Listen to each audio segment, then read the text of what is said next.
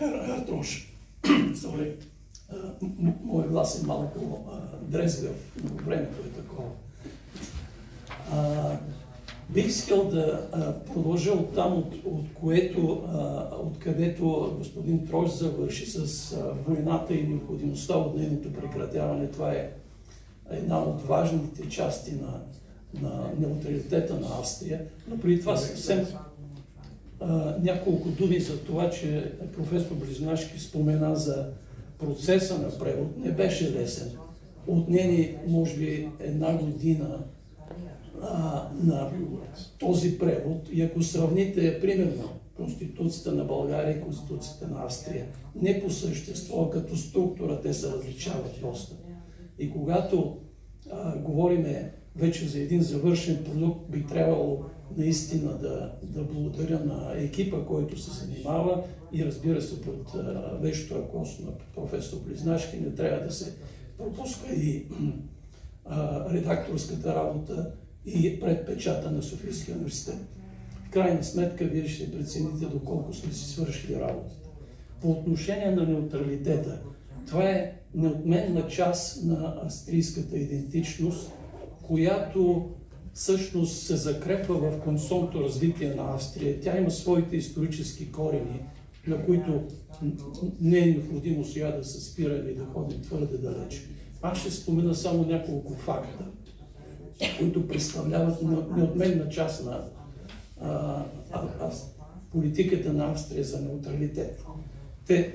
Тя включва първо неучастие в военни съюзи, второ неприсъствие на чужди военни войски на територията на Австрия и трето, което не е по-малко важно, неучастие в военни конфликти.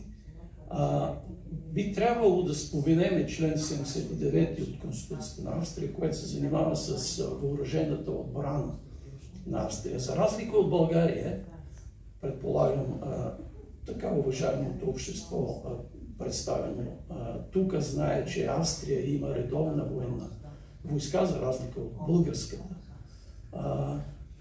Разбира се, има и алтернативна военна служба. Военната служба там е 6 месеца с 60 дни, съответно обучително, обяснително обучение. Военният бюджет е 1% от брутния вътрешен продукт, което е 3 милиарда и 300 милиона.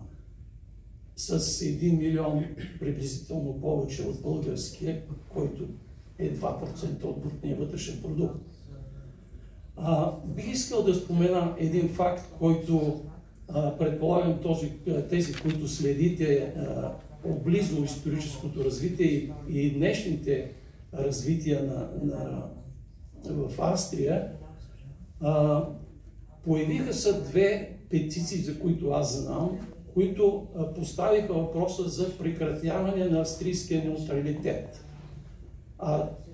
В крайна сметка, канцлера Нехамер изрично подчерта, че Австрия била и ще бъде неутрална.